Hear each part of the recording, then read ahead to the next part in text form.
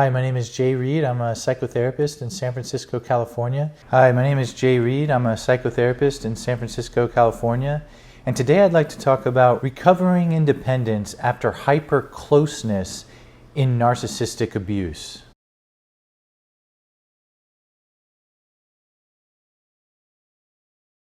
In today's video, I'll discuss about why an enforced sort of hyper-closeness and loyalty is often felt between the narcissist and his or her victim. You know, as much as survivors of narcissistic abuse are quite familiar with experiences of being derided, met with contempt and scorn and hostility, there's often this sort of underlying sense of closeness and really hardcore loyalty that's felt to be shared with the narcissistic abuser, as though it's a sort of feeling that one has been anointed or special because of this bond shared with the narcissist. It can often not even be put into words by the survivors they're enduring it, but there's certainly often an awareness of the implication that if the abusee does not sort of comply with this sense of the specialness of the bond and of the narcissist, and that he or she is special because of their relationship to that narcissist, then something very terrible and dreadful will ensue.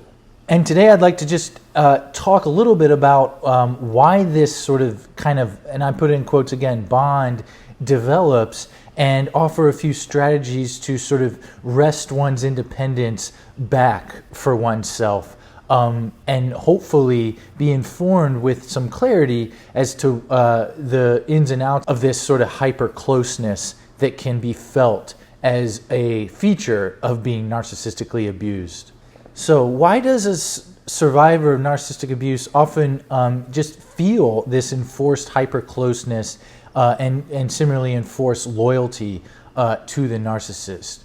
Well, I think we need to kind of, again, quickly go back to the narcissist psychology, where, I think, and in theory supports, they suffer from a core and usually unconscious sense of worthlessness that's bandaged in a variety of ways. I've talked about some of the ways that worthlessness gets bandaged in other videos.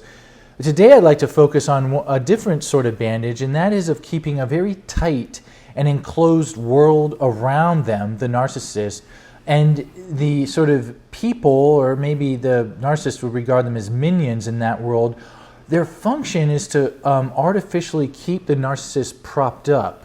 And this is a credo of these sort of very tight enclosed systems that get created and coercively enforced by the narcissist that must always be adhered to. The credo that the narcissist is the most special and most important person around, and if you oblige, then you can expect to be treated well, at least in some moments.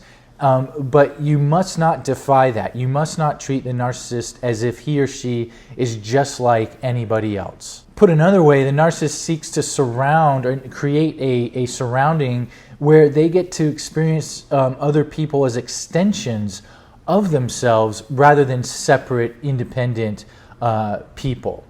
And in the world of psychology, we call that a state of merger, where being sort of separate and individuated from another feels so intolerable that the only way to, it's felt to be the only way to survive is to kind of go around creating such states of merger where free will and autonomy get sacrificed, but there can be this sort of numbing anesthesia-like quality. So, although it can feel really awful to be, overtly abused by someone who's narcissistic in terms of when they're being very critical and cruel, there's also, again, this underlying sort of can be a sense that that for the victim, that he or she is sort of special, unique, and that by being in connection to the narcissist, there's something protecting the victim from the sort of, and maybe even both of them, from the callousness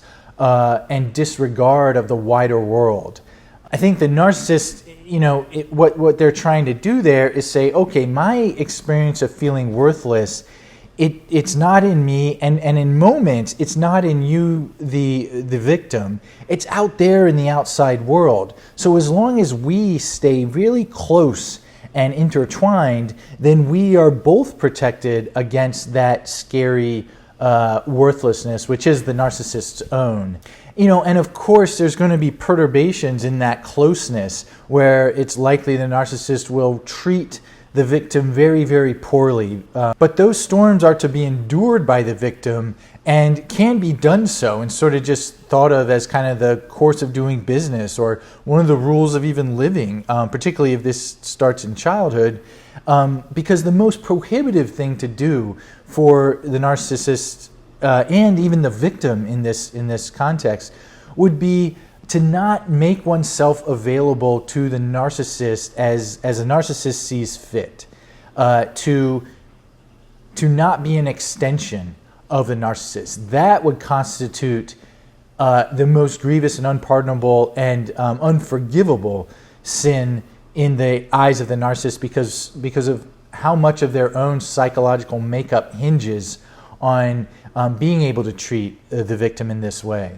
And so as much closeness as there can be felt to be, there's often a peculiar or conspicuous absence of real feelings of warmth, trust, or safety.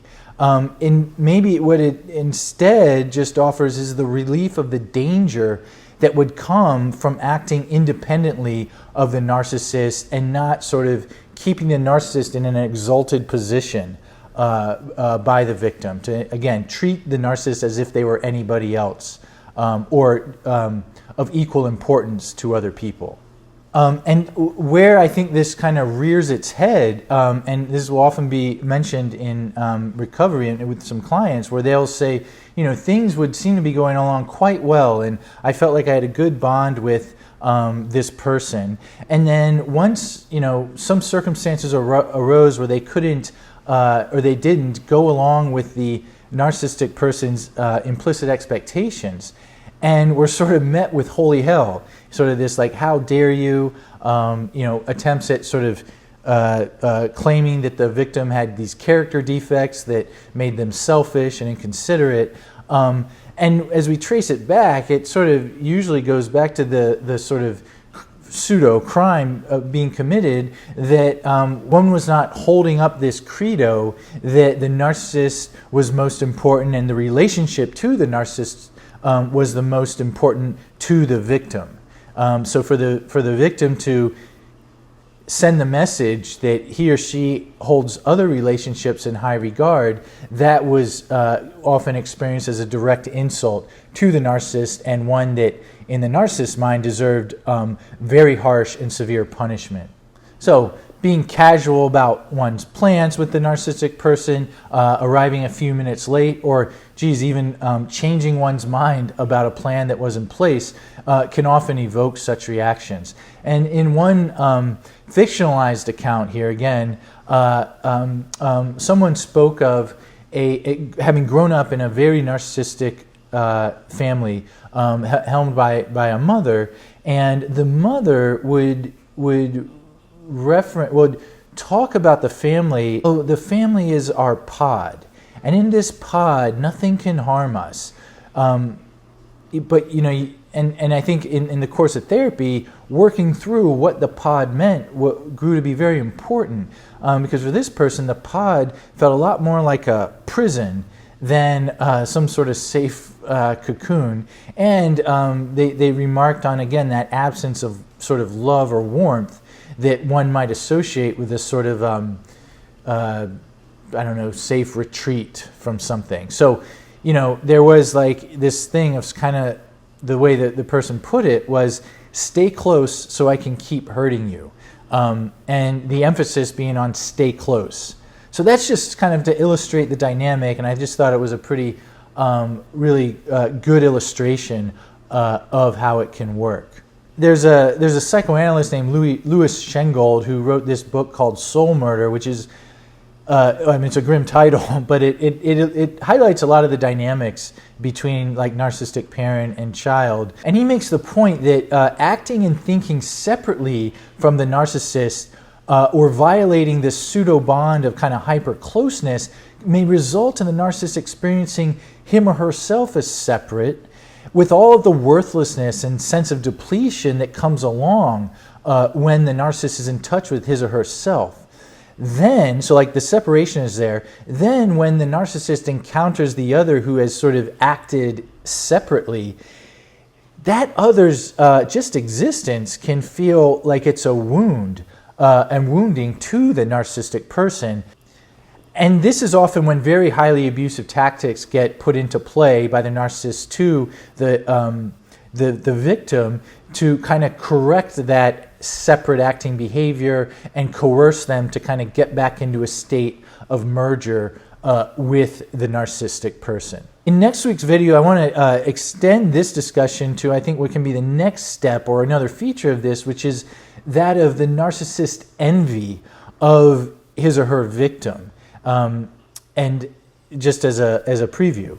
So, having hopefully shone a light on what it can be like in this state of hyper-closeness and why it can arise with a narcissistic abuser, I'd like to talk and emphasize the point of recovery from this type of treatment. And in really, just like in the last few videos, it amounts to, I think, focusing one's attention iteratively, gently, and patiently back to oneself, tracking one's breath, writing prescriptions for self-care, adopting the attitude that one deserves one's own attention and care, and that's it. And by doing so, it implicitly defies this sort of other sick system of ways that one must live and so forth. So today has been a little different than the past few weeks' videos in that it was a little more backwards looking in terms of like looking at a feature of the narcissistic abuse. And I would encourage any viewers who resonate with this that if you find yourself sort of too occupied with kind of thinking about what has happened in terms of being narcissistically abused and having most or even all of one's attention continually drawn back as a result of thinking about the content in this video, I would really encourage everyone to just kind of use that as an opportunity to sort of ground oneself, come back to your breath, heck, even turn the video off, do something that's interruptive of that sort of getting too tuned in to what happened then and there. And as that's done, I believe it gets easier and more kind of digestible to kind of take in this type of back then information, or kind of like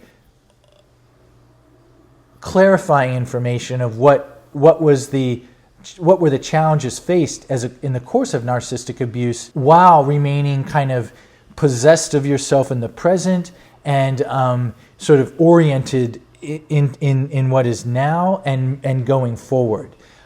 Because throughout all this, of course, we can't change anything that happened in the past. What we're doing is to adjust the relationship to what happened back then. And a critical part of doing that is orienting to what is now and is in the future. So I guess that's just a caveat I just wanted to add because it seemed important.